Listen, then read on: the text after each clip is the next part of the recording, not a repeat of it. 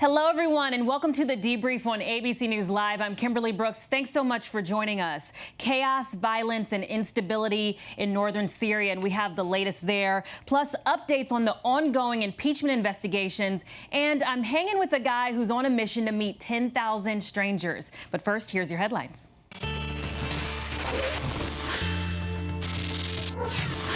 The parents of Harry Dunn, the English teen killed in a head-on car crash with a U.S. diplomat's wife, flying from the U.K. to the U.S., demanding answers. On August 27th, 19-year-old Harry Dunn was driving on his motorbike when he was hit by a car driving on the wrong side of the road.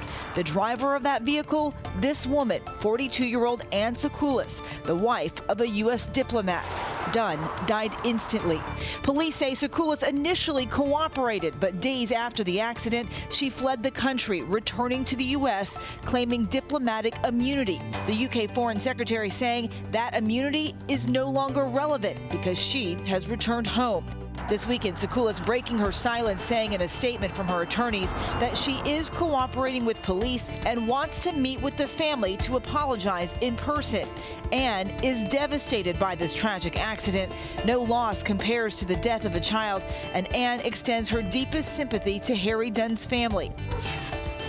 The strike by more than 50,000 workers against GM is now heading into its 5th week. Talks have reportedly slowed down.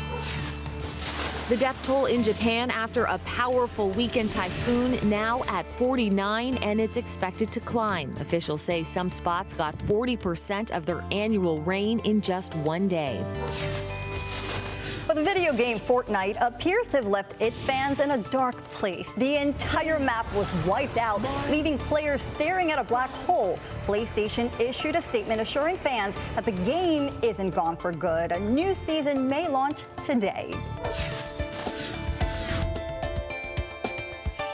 We begin with pure chaos overseas in the Middle East, where one single decision is having deadly ripple effects. That decision by President Trump to withdraw U.S. troops from northern Syria so Turkey could invade the region and wipe out the Kurdish forces that have long been allies with the U.S. in the fight against ISIS. And now the president heading toward full withdrawal of all troops as the instability has quickly intensified, with people dying and alliances changing. So I want to go straight to Ian Pannell, who's on the ground in northern Iraq, just outside of Syria. Ian, good to see you. I just want you to set the scene of how all of this sort of spiraled out of control.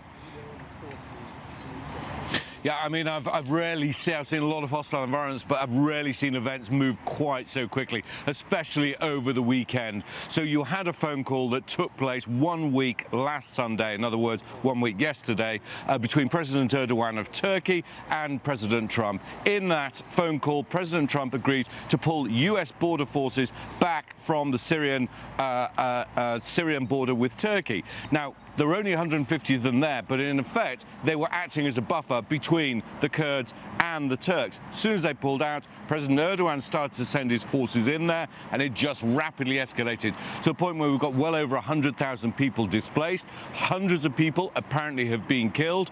You've got lots of people on the move. We've seen allegations of ethnic cleansing, sectarian violence, people being shot by the side of the road.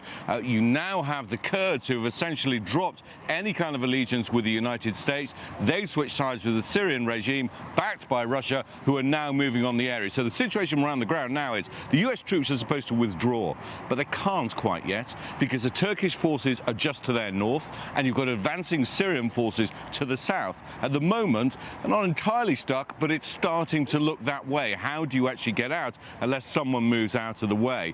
Turkey isn't going to back down. President Erdogan saying he's going to push his forces ever deeper, and meanwhile, Bashar al-Assad of Syria is pushing his forces ever further north. At some point, these two forces, these two militaries, sizable militaries, are going to clash.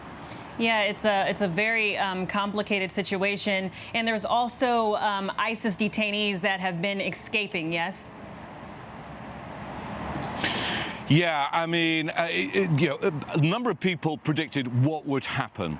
And most of the worst case scenario predictions actually happened within the space of a week. So we have something in the region of sort of 23 or so ISIS prisoners having escaped, but we're hearing allegations that many more than that have, that actually the Turkish-backed militias, these are ex-Syrian rebels, but they're radical Islamist jihadi fighters, and they are kind of almost on a holy jihad. They're waging war against the Kurds and their fighters, and they are the ones apparently who are trying to get out ISIS prisoners from prison. We also saw a breakout of ISIS brides from this refugee camp. 700 people, ISIS women and children, also fled. So there were fears that perhaps we would see the start of ISIS 2.0. Now, I don't think it's going to be quite that, but the truth is that ISIS wasn't defeated despite what the president said, and this is going to allow them to prosper. All right, Ian Panel, in a safe space right there in northern Iraq, just outside of Syria. Thank you for the updates. And guys, we move on to Washington. I want to bring in Mona Kosar-Abdi at the White House with more. Mona, good to see you. You know, the president's stance on Twitter is that he doesn't want to be engaged in these never-ending wars, but is this the only approach?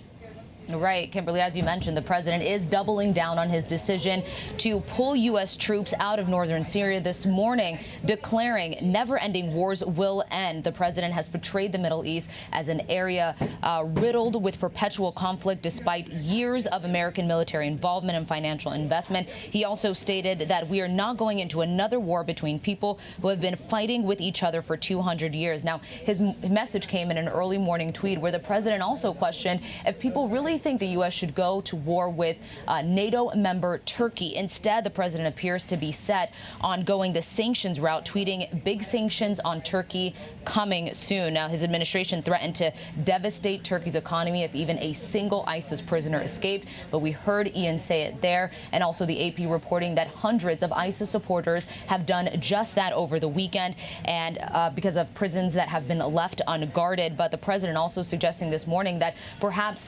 Kurdish forces are purposefully releasing some of these prisoners to drag the U.S. into this conflict with Turkey. Again, the Kurds, a long-standing ally with the United States. Yeah, and you've been talking to people on the radio calls. What are people most concerned with in regards to the situation? So what I'm hearing is a lot of questions regarding exactly what are these new sanctions. People want to know the president and his administration threatening that they are able to cripple Turkey's economy, devastate their economy, noting that they are putting financial institutions or any person or entity related to Turkey on notice. But his administration has also been very vague about what these new sanctions exactly are. Steve Mnuchin was on This Week with John Carl just yesterday saying that these sanctions could possibly be small and they could also be maximum pressure, insinuating that they could cripple Turkey's economy. But as for the delay, Mnuchin said that this situation is, he called it complicated and a developing situation. And also, it's not clear then what line Turkey will have to cross in order to get the Trump administration to actually impose these sanctions. And again, what range of from small to maximum pressure they will impose. Kimberly. All right, Mona Kosar-Abdi right there at the White House with the updates there. Thank you. And guys, we move to Capitol Hill and the ongoing impeachment investigations where the standoff between the executive and legislative branches continue. But today, the House committees are hearing from Fiona Hill. She's a former top national security expert on Russia. So I want to bring in Catherine Falders in our D.C. bureau. Catherine, good to see you. Want to know, what do we actually know about Fiona and the impact of her testimony? Yeah, so she will be behind closed doors in a deposition with these investigative committees all day. And look, she is the top Russia advisor, as you mentioned. But the significance of this is because she is one of the first people to have worked in the White House on the president's National Security Council. You see her on that video entering her deposition here today. And the significance of this is she could possibly shed more light on the president's personal attorney, Rudy Giuliani, his dealings, his behind-the-scenes dealings with Ukraine. Now, she wasn't there for that call between the president and the Ukrainian president, July 25th. She left shortly before, but she would have a significant window into the foreign policy dealings between the White House, the State Department, and, of course, the shadow operation that Rudy Giuliani was allegedly running. Yeah, and so what's the latest on the other people that are supposed to testify this week? Because Sondland didn't get a chance to testify last week, but he's supposed to later on in a couple of days. Yeah, so he showed up last week to testify. At least he showed up to Washington, D.C., but then was told that he was blocked by the State Department at the direction of the White House. So the committee then subpoenaed Sondland. You see him up there. He's the former U.S. ambassador to the EU. This testimony is going to be significant later this week because Republicans seem like they were really counting on Sondland to be an exculpatory witness for the president. But there's new reporting that actually he's going to say he had a conversation with the president, and the president told him, we hear all this about quid pro quo, that there was no quid pro quo involving aid, military aid to Ukraine in exchange for investigating Biden. He's going to testify, according to the Washington Post, that the president told him that, but he wasn't sure, and he's not sure if the president was being honest when he said that. So the Democrats, they're likely to use that to say that the Trump administration doesn't have an exculpatory witness yet in this impeachment probe. Significant because from the sources I'm talking to inside the White House and Republicans on the Hill, they seem to be quite worried about this particular witness. And remember, as I mentioned, they blocked him from showing up last week. And I just want to know what happens when all of these testimonies are finished. They put them together, and where do we go from there? Yeah, that's a good question. We were having this discussion earlier with the team. All of these are happening behind closed doors. So we haven't seen transcripts of any of these. They're happening in secret. And Adam Schiff said over the weekend that the reason for this is so other witnesses that come before the committee, so they don't have a sense of what the others are saying here. So once this wraps up, we have a sense that they're going to last this week and next week. The White House and other departments will probably block some of them. But then there's a question of whether any of these happen in public. Do we have public testimony? Does Adam Schiff complete them behind closed doors and then refer his findings over to the other committee, the Judiciary Committee, who will then draft articles of impeachment? The questions you're asking are all good ones. It's still an open question as to once these are done. Now, they're moving very quickly. We think that articles of impeachment will be referred, or the findings will be referred to the Judiciary Committee by Thanksgiving. But it's still to be determined how many more witnesses they call and if the rest of them are private or if there are some public. All right. Catherine Falder is right there in our D.C. bureau. Thank you for the latest. And guys, we're going to move on to a very sad story out of Fort Worth, Texas, where a black unarmed woman, Tatyana Jefferson, was shot and killed inside of her own home by a white police officer, a cop who did not identify that he was an officer at all. And now that officer's on administrative leave. So as you know, this comes in the aftermath of the high-profile Amber Geiger murder trial, where Botham Jean was fatally shot in his own home. So I want to bring in Marcus Moore, who covered that trial and is now reporting this with the latest. Marcus, good to see you. If you can just break down what happened here. Well, you know, Kimberly, good to be with you. And first off, this is just really a shocking incident, given what we covered, as you just mentioned a few weeks ago, the Amber Geiger trial of the Dallas police officer who shot an unarmed man inside his home. And then over the weekend here in Fort Worth, which is about half an hour to the west of Dallas, a police officer has shot a woman inside her own home, and she passed away. And there's been a strong reaction to this here in the community as details have been coming out bit by bit.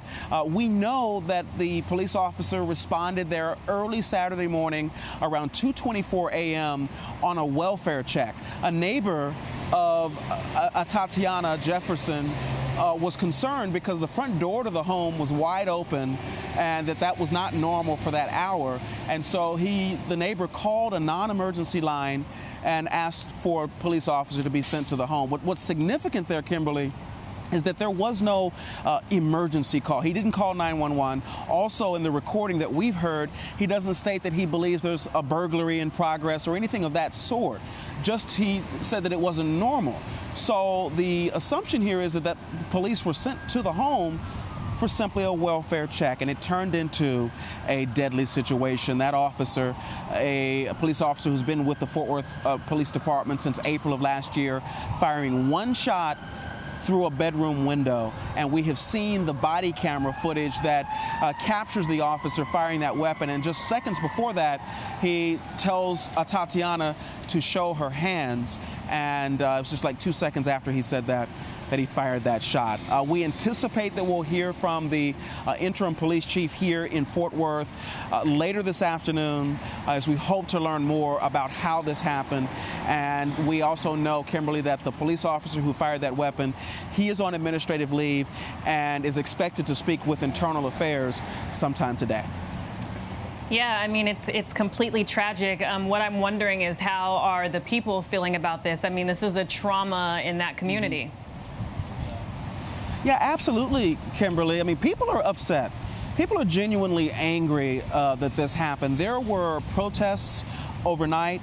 There was actually a vigil that was held at Tatyana's home here in Fort Worth. That vigil turned into a demonstration, a protest, people chanting, and they actually took to the streets here. There was a large group of protesters who tried to get onto one of the interstates, similar to the protests that we have seen in years past following officer-involved shootings where people of color have been shot, many of them unarmed. And so we saw that scene repeating itself here in Fort Worth. It was not violent and things ended peacefully, and I'm not aware of any arrests that happened, but it was, Kimberly, a very vivid example of the anger that people are feeling right now. One man told our affiliate, WFAA, that what happened this weekend was like a scab that has been torn off, and that fresh wound just won't heal.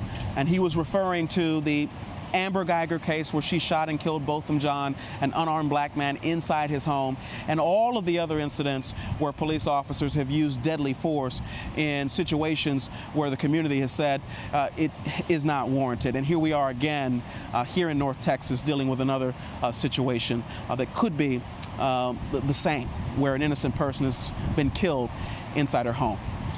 Yes, too many of these stories. Marcus Moore right there in Fort Worth, Texas. Thank you so much.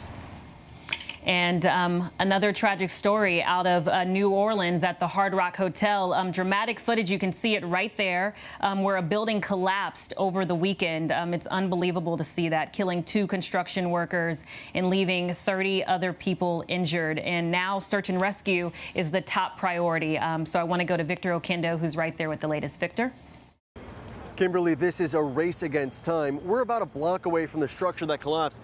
You can actually see the top floors just mangled.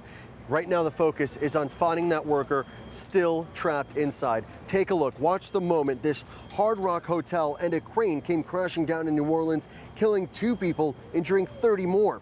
People running for their lives as steel and concrete fell from the sky amid a growing cloud of dust and debris. Watch these people riding a trolley, narrowly escaping. More than 100 construction workers on site at the time of the collapse Saturday morning. 1 worker still unaccounted for. Drone video shows the extensive destruction from above. Several of the top floors of the structure now reduced to rubble.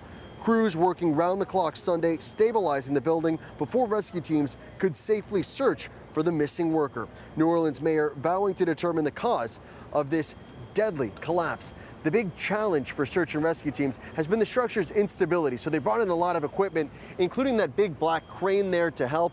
Engineers have been flown in as well. They are still in rescue mode here. Kimberly? All right. Thank you, Victor. Tragic story. So we turn to this interesting story out of Georgia at Georgia Southern University. So here's how it went. New York Times contributor and Latina author Janine Capot-Crusett came to talk to students about her novel, Make Your Home Among Strangers. That's the title of the book. It's a book about this Cuban-American girl accepted into a prestigious, predominantly white university and her struggles in that space. So after the author spoke to the students there, they had this heated Q&A where some students questioned why the author was there and didn't really like her interpretation of white privilege. So later that night, as you see, there was video that was posted on Twitter showing students standing around a fire and burning this author's book. And other tweets surfaced showing the book torn and burned as well. So I want to bring in 2 students who write for the Georgian, the school newspaper there. We have McLean Baxley, the editor-in-chief, and Sarah Smith, Smith, the news editor. So first, thank you guys for joining us today. There's a history of book burning around the world, but I want to understand how the students responded to this happening. I think across the board, there's been students on both sides saying that book burning's okay, book burning's, and you also had people that say book burning is bad and it looks terrible. I think there's more students that are on the latter side saying that it's a bad thing, that is an embarrassing moment for the school. There's also, as you saw on Twitter and some tweets, and there's been also Facebook comments and where they're agreeing and don't see anything wrong with the events that happened on Wednesday. And Sarah, what do you think this says about where people are with race in general and at your school specifically? Was this shocking? Well, we've had some research studies done. We recently just had one through Dr. Damon A. Williams. He did an inclusive and diversity study here, and it showed that we weren't diverse.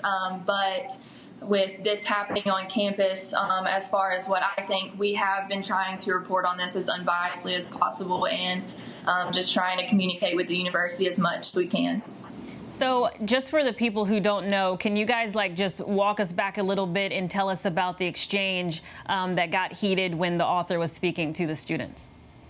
Yeah, so the author came and spoke on Wednesday night about an FYE, or two majority freshman students, and at the end she opened the floor to a Q&A, and one of the students asked, why the author was attacking them, why she was talking about white privilege, why she was being attacked, and the author also asked, it's just because you're asking that question proves that there's white privilege, and they went back and forth for a while. And then a school official who was in the auditorium at the time kind of motioned to Ms. Crusit and told her to stop that question. So she moved it to another question and a few more questions before ending the session that night. And she was scheduled to have another lecture in Savannah, on our Savannah campus and Armstrong campus on Thursday, but that was canceled.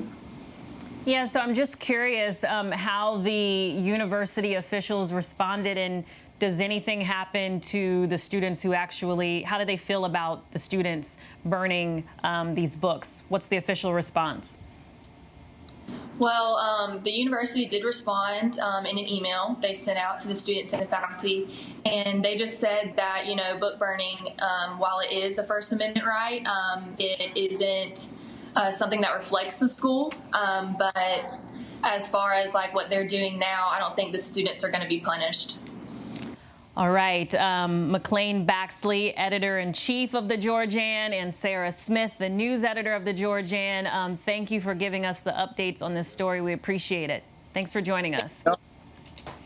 All right, guys, before we go, if you were on Twitter yesterday, you may have seen the meltdown that was spawned by the Fortnite blackout. If you play Fortnite, they announced they were launching a new season, and instead of launching immediately, the entire game got sucked into a black hole at 2 p.m. So this caused people to resort to things, other things to fill their time, like play Pictionary, spend time with their kids, be present. So that's why I want to bring in our next guest, who is essentially, he's on a mission to be present. His name is Rob Lawless. He's the man behind Rob's 10,000 Friends, and he joins us now. He's actually been sitting in the studio the whole time. So just come on in, Rob. Hey. How are you? Good. How are you? His simple goal here is to meet 10,000 strangers. That's right. One-on-one for an hour each, and I'm stranger number 2,920 something? Yes. Just over 2,900. So you have a little bit of a ways to go. Yes. Yes. Okay. I love this idea so much because you are doing what none of us do. Most of us are on our phone. Sure. And you're actually meeting all these people in real life. So I have so many questions, but first, how did you decide to do this? So I graduated from Penn State, and when I was a student there, I was involved in a lot of different clubs and activities. And so I grew this really family-oriented network very quickly, and whenever I was walking to class, I was always running into 5 people on the way to class. So when I graduated, I really missed that sense of community, and I studied finance, so I went into consulting for Deloitte, and despite having the good salary they were going to pay for me to get my MBA, it just wasn't fulfilling, and I had minored in entrepreneurship. So I thought if I could try to make a living out of meeting people, that would be the coolest way for me to go through life. And also, I'm just a lover of meeting new people, so it's something that I enjoy doing every day. That is so this is your job. Yes. This is your full-time job. Yeah, so I started this November of 2015. I took it full-time in July of 2016. So I had left Deloitte, gone to a tech startup. They were bought out. I was laid off, and so I just pushed this forward as far as I could. And just recently, it started to pick up with press, and I've taken on partnerships with different brands. Right now, I have a partnership with WeWork where I'm meeting people at their locations one day out of every week, and they're all about community and entrepreneurship. So just partnering with brands whose values align with my project. Okay, so here we are. Yes. 2,926. So how does this work? You spend an hour. You've been at the show, so that's like half an hour. Sure. And so what happens? Are there questions? Is there an agenda? Like what happens during this hour? So no agenda. I always say it's just two people catching up like old friends who just haven't met yet. So for me, it's more about just establishing that relationship than anything else. And I like learning about people's lives, where they came from, where they are now, where they want to go, and I'm happy to tell them about my life too. So I typically start out by asking people, are you from here originally? Because that kind of gives you a starting point for their story. And then in my mind, I kind of map it out like a timeline, and I fill in the gaps with questions. How frequent do you meet with these people? Is this like every day? Because that could get exhausting. Sure. And do you maintain the friendships, or do you just let it go as it, just make it organic? Good question. So I try to meet 4 people every day. Here 4 people every day? In the New York area, yeah. So typically 10, noon, 2, and 4 p.m. And then I leave an hour in between each meeting. So I take a picture with everyone that I meet, write a little bit about what I learned from them, and post it to Instagram. So I always do that in between. Mm-hmm. And then as far as keeping in touch with people, it's crazy. So last week I ran into this guy, Dan, who I had met in LA. At the time, he was riding his bike across the country, and we met for my project. And so a lot of times I'm running into these people, I say like out in the wild, just out and about, or I keep in touch with them through Instagram, or some people have turned into real good friends. That's so awesome. Yeah. What have you learned about yourself in this process? Because you're talking to all walks of life, I think. Yes. Yes. Yeah, so I've learned I have a lot to be grateful for. I come from a family, my parents are still together. I'm the youngest of 3 siblings. All 3 of us are college educated through Penn State. So we're all doing well, and I think I've learned how much of a luxury that is and where I kind of fit on the spectrum of human life paths. I think for a lot of us, the spectrum is much larger than we think it is. If you think about it, we go through life with our own path or the people that we know closest to us. But once you step outside of that, you're exposed to people who've had it better than you, to people who've had it worse than you. And so for me, I now place most of the value that I see in life on relationships. It's like the fact that I can sit and have tea with my mom after dinner some nights, or I can see my brother. I saw him this morning before coming here. And so for me, I'm grateful for those types of moments. I absolutely love it. So after this is finished, because we're about to wrap now, Sure. You're going to take a picture, right? Yes. This is one of the pictures. Smile. Okay. And then you write a caption? Yes. Okay, cool. So guys, continue to take care of yourselves. If you're around, you can stick around for the briefing room at 3:30 p.m. And then you can check out World News Prime at 8 p.m. And if you want to stay updated on all of these headlines, you can go to abcnews.com or download the app, correct? Yes. Yes. All right. We'll see you tomorrow. Thank you.